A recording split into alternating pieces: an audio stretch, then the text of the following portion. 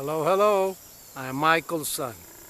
And this is a grasshopper, still on my finger. Okay, I'll put it a little bit to the side and tell you that today we're reading Excerpt 19. Excerpt 19 of Letter 2 goes on narrating Jesus' teachings. A central idea of the teaching of today, the Master says, when did ever anxiety accomplish anything for you? When did ever anxiety accomplish anything for you? Please enjoy the reading.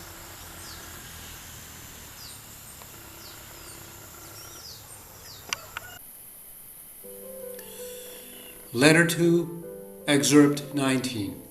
Continued. Jesus' teachings. You will never enter the kingdom of heaven by being anxious. Do nothing with a heavy heart, because a heavy heart is what you will continue to have.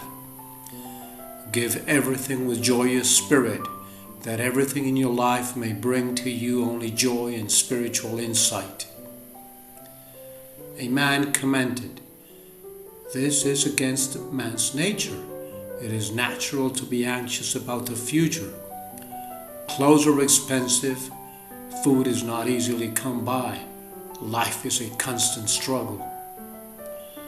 I answered him in a loud voice because he was only saying what I knew most of my listeners were thinking. But you do not know for sure that tomorrow you will be struggling to live. You do not know that tomorrow you won't have a splendid job or any other wonderful thing come your way. You do not know this, but you're making very sure for yourself that there will not be a marvelous job or some other wonderful opportunity in your life, because you are creating the circumstances of your tomorrows. He was angry. "I am? How am I doing that? Have I not just told you?" I turned to the people, laughing. "Tell me, how has this man up front in the red cloak created his tomorrows?" The crowd was silent. Then a very young man, Mark, shouted to me, "I know! He said he would be struggling to buy food and clothes.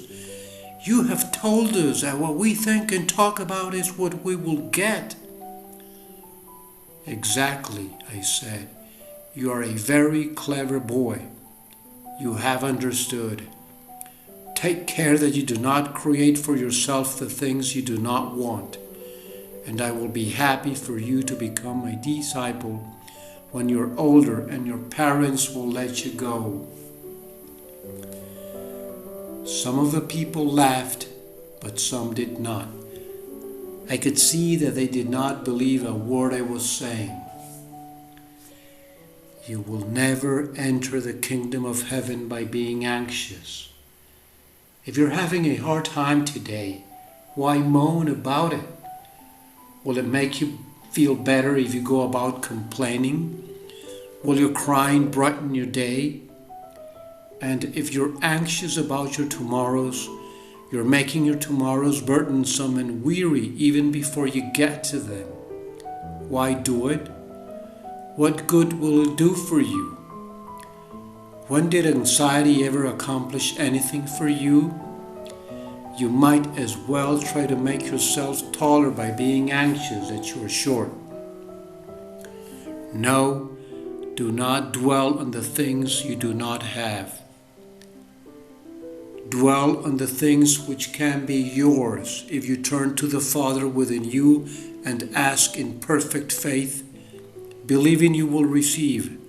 And I tell you without fear of a contradiction that you will receive. But you must ask properly, believing. You will receive nothing if you ask, but at the same time wonder whether you have been heard, or whether the Father will feel like giving you what you want. This is the human way of giving, but not the way of the Father, which gives abundantly and fulfills your needs.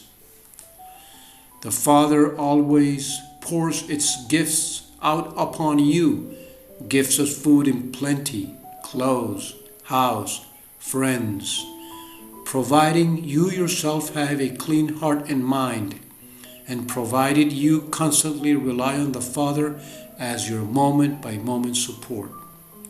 If you pray and do not receive, do not for one moment think it is because there is no Father, or because the Father does not listen to you. Rather, you must ask yourself what is in you that is preventing the Father love work being done in and for you. Hello, hello. Here it is, still with me, hasn't gone. I haven't kicked him away. I wonder if it's a she. Maybe it is a reincarnation of Marilyn Monroe, and just eager to appear on camera every minute and take the show for herself. Anyway, so how do you like the reading today? You will never enter the kingdom of heaven by being anxious. Will never enter the kingdom of heaven by being anxious. What has anxiety or anguish done for you? What good has brought to you? Has it brought any good at all? Really? Please think of this question seriously. Listen, I made all the complete courses on anxiety and anguish in my life. High school, college, university, master's degree, the PhD in anguish and anxiety. And it never brought anything good for me. It just helped me dig deeper and deeper into the hole of my suffering. Or dig deeper and deeper the hole of my suffering. That's what it did for me. So think about this. What good will it do to you to go on moaning and complaining about how unlucky you are, etc.? Why don't you look at the good things in your life? That there are many. And actually, if you think of it, everything is good in your life because it is there. Everything is being there put for you to grow spiritually, and also to be challenged, and also to be provided for.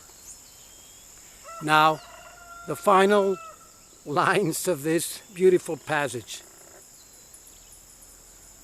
What if you pray